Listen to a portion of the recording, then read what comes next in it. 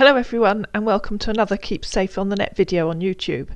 Danny Jackson has a problem. Well, he has two problems actually. He really wants to be a romance scammer and he really wants to speak English because he wants to find some English-speaking victims. Unfortunately for him, he's no good at either. His profile on Facebook says he lives in London, United Kingdom, and that he went to London High School. Google tells me that London High School is in London, Ohio, in the States. I guess he had to get up really early in the morning to get to school. Things got off to a good start on a Wednesday evening when Danny asked, "Where are you from?" And my alter ego, Susie, said, "I'm in Glastonbury in Somerset. What about you?" And he said, "London!" Exclamation mark, exclamation mark. "Oh," said Susie, "which part of London?" And his reply was, "London, United Kingdom, question mark?" Susie said, "Yes, I know London is in the UK, silly, but which part of London do you live in?" There was a pause, while I imagine he went and consulted Google Maps, and then he came back and said, "Croydon," in uppercase letters. Susie said, "I know Croydon, although I've not been there for years. What's it like there now?" "Well, what is it like in Croydon?" His answer was, LOL, yeah. Oh, this is going to be fun. I do love a conversation with a monosyllabic man. She added, "I like more quirky places. I'm a spiritual lady. I work to bring peace and harmony to people's lives. I also make my own jumpers and other knitwear and sell them." And his reply was, "Wow, that's good, question mark." Then added, "Okay, I'm Danny Jackson, work in a Sprott Man channel. Are you single?" "A Sprott Man channel," said Susie. "What on earth is that?" I know you like a question in each video, and these scammers just can't help obliging. So, what is a Sprott Man channel? "Hey," he said, "just like doing Sprott." So now you know. I'm so glad we sorted that one out. Then he asked for Susie's email and suggested that they move to hangouts. The scammers often do this because Facebook will usually delete the fake profiles as soon as somebody complains. So they moved to hangouts, where Danny asked, "So, what time is it over there?" Susie said, "What a strange question. I know Glastonbury is a bit wacky, but we don't have our own time zone. It's the same as in Croydon, silly." And then added, "You are funny. I'm sure we're going to be good friends." Monosyllabic man replied, "Yes." And if you're wondering why our man was having a little trouble with time zones, this is where he really was. Lagos in Nigeria. A bit later, our chatty friend said, "Hello, are you there?" Susie said, "Yes, I'm here."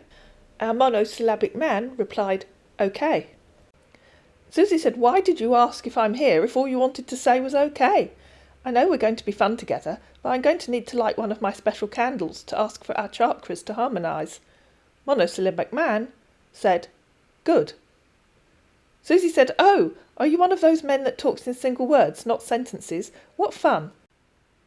Realising that maybe he ought to say a bit more, monosyllabic man resorted to Google. Well, where words fail, Google obliges. He said, "Right now, the only thing that I am really sure about is that I love you."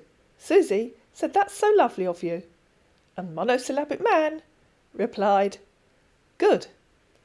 Of course, the problem with copying and pasting is that it's really helpful if you understand what you've copied and pasted. He said, "You are the only woman I have seen. The hardest thing I have done is acting like I hate you, when really I love you more than you will ever think." Susie said, "When did you act like you hate me? I'm sure I didn't notice." To which our man replied, "Hate? I don't hate you. Okay. I'm starting to like you less because I'm beginning to love you more." And Susie said, "But you just said the hardest thing I have done is acting like I hate you." Realising what he'd copied and pasted, he said, "Oh, just joking, question mark." Susie asked if he could come and see her. She said, "Could you come to Glastonbury so we can meet?" "Yes," he said, "baby, but not now." Susie carried on making conversation, and so did monosyllabic man.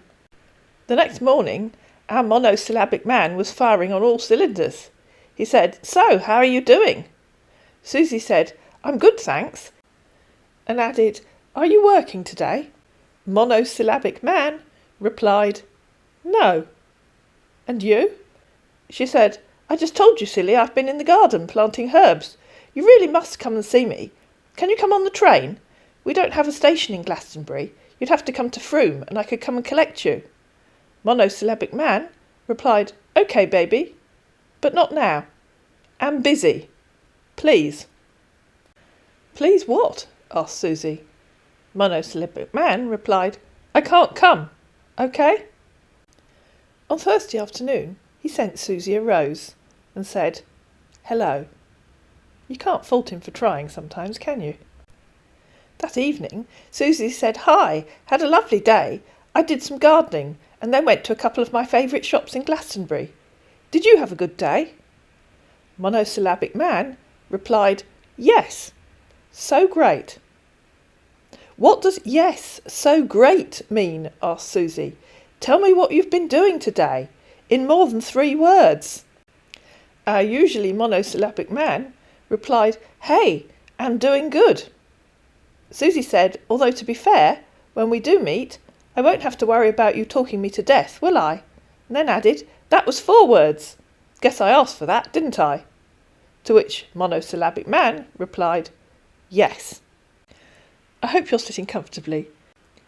I can't live without you, he said. Susie said you really must come and meet me soon, or I could come to London and we could meet somewhere. She's been trying to give him as many opportunities as possible to ask her for money, because we know he wants to, don't we? Yes, he said, but not possible now. And then hit Google for a bit of that old copy and paste inspiration. When words aren't enough to tell you how great you've been, remind me to come and kiss you. Is there something wrong, darling? Susie asked. You keep saying it isn't possible. Why? Do you have another girlfriend? No, baby, he said. When I'm ready, I will let you know, OK? But why aren't you ready? She said. You can tell me. Our friend, the monosyllabic man, replied, OK. OK, she said, but I really do need to know. You say you love me. You say you can't live without me. Then say you don't want to meet me. Something's going on. What? Nothing, baby, he said. I will, but not now. He was on good form the next morning. He said, Good luck, baby. Hey, baby, how is the wealth over there? Hello? To which Susie replied, Hi, what do you mean, how is the wealth over there? I think the economy in Glastonbury is the same as in London, isn't it? You do ask the funniest questions sometimes. To which he replied, No, baby, I just want to know. About an hour later, he said, What are you doing now, baby? And she said, I'm having lunch. What are you doing? And he said, I'm just chatting some movies online. She said, Don't you have to work? He said, Not now. Selling author. She said, What do you mean, selling author? He said, Nothing. I'm just joking. A while later, Susie asked again why he couldn't come and see her. She said, I thought you loved me. Now I think you don't, otherwise you'd tell me why you can't come. You've got a girlfriend, haven't you? Susie had given up trying to give him opportunities to ask for money and was now trying to give him opportunities to tell her why he couldn't come. When saying he'd got another girlfriend failed, she said, So, tell me why you can't come, please. Are you in prison? Is that it? Yes, he said. I will come, promise. She said, Oh my goodness, what did you do? Which prison are you in? When words fail, you can always rely on Google. At least you can rely on Google in English, if you speak English well enough to use it. His reply was, This information sheet will tell you about what generally happens when a person first enters the prison system. Arrival. After people are. Susie said, Which information sheet? In full-on copy and paste mode, he continued, The fact sheet aims to shed light on the right to health in international human rights law as it currently stands, amidst the plethora of initiatives. And added, As I say, I will come. She said, And which prison are you in? You won't come. I don't believe you. Our man went back to Google and came back and said, Juvenile. An individual under the age of 18 is considered a juvenile, minimum, medium and high security. Medium security. She said, "But you're 40. Why are you in a juvenile prison? You still haven't told me which prison you're in. You're lying to me, aren't you? You aren't in prison, are you? Are you being held hostage somewhere?" "Okay, baby," he said. "I'm lying." She said, "I knew you were." He said, "I'm not in prison. LOL. Forgive me." And she said, "Where are you?" He said, "In USA." Every romance scammer has to have a sob story. It's how they gain their victim's sympathy. And here it comes. "Where in the USA?" she asked. So completely randomly, and for absolutely no good reason, he said, "I'm the only child of my parents, who died when I was 5 years. I was with my mum's brother, who was a priest." "That's sad," said Susie. "Tell me more." So he did. He said he later died when I was 20 years. "I'm sorry to hear that," said Susie. "I just moved on with my life. I think I have seen." "Seen what?" asked Susie. "Nothing," he said. "Just forget. I will come. I promise you, baby." "No, you won't," she said. "I don't believe anything you say. I don't even believe you are in the USA." "Yes," he said. "Okay, let me go to the point." "Bring it on. We've been waiting for you." "I don't have access to my account." "Which account?" asked Susie. "I don't have money." "That's sad," said Susie.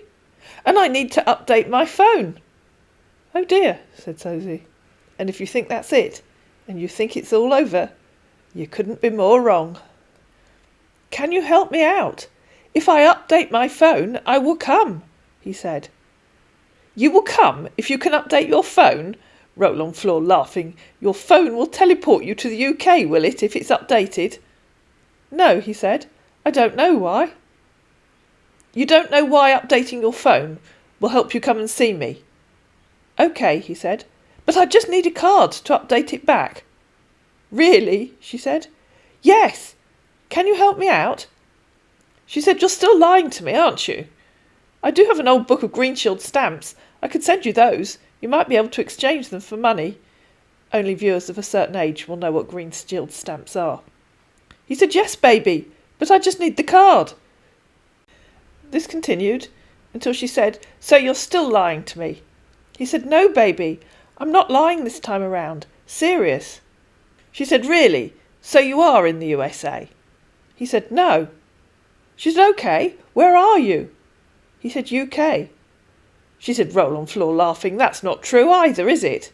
He said, "It is true, baby. Believe me." Would you believe him? Does he even know what the truth is? Does he even know where he is? A few more accusations of lying later, and he said, "Okay, the reason why I'm lying this is that I don't have any access to my account. So now if I have the card, I will see you. That all." She said, "But you still haven't told me how having a card will allow you to see me. Is it a magic card?" "No," he said. "Okay, let me send you the card, so you will know what I am saying about." She said, "I can do spells, you know. We have spell shops here in Glastonbury. Maybe I could make it into a magic card." He said, "Don't worry, I promise to come. Just that I need to update my phone right now." She said, "Well, that's a lie, but you still haven't told me how updating your phone will help you come and see me. I'll make some of my spells. Maybe that'll help you tell the truth." He said, "LOL, my phone is up to date." She said, "Oh, that's good. It updated itself while I was typing, did it?" He said, "No, I need to update it back, LOL." I hope you're following the plot, because I think I'm losing it. Then he said, "Okay, let's take a video call." She said, "Go on, I dare you." He said, "I'm going to call you now. Are you ready?" "Okay, 98, 99, 100. I'm coming, ready or not." "Go on," she said. "I'm waiting." So that was another lie. "Chill, baby," he said. She said, "Which means yes, it was a lie. I'll call you." He said, "Just wait, I will come." And so she called him. So I guess he wasn't ready, because he didn't answer. Susie thought that was the end of it. He went quiet for an hour, but then he came back. He had to think of a reason for not answering her. And so now we come to the second question for this video. Why didn't he answer her? He said, "I'm so sorry. I went to see my dog, please." There was a bit more ridiculousness until Susie said, "I know. Why don't you stop lying to me? You don't even own a dog, do you?" He said, "Yes, I own." She said, "Liar, come on video and show it to me." He said, "Are you calling me a liar?" Ooh, give me a moment or two to think about that one. She said, "Yes." He said, "OMG, don't worry, I will show my face, okay?" So she called him, and he didn't answer. He never did answer, and he never did get that iTunes card. I hope you found this video useful. If you did, please like it, please share it, please subscribe to my channel, and I'll see you again in another Keep Safe on the Net video on YouTube.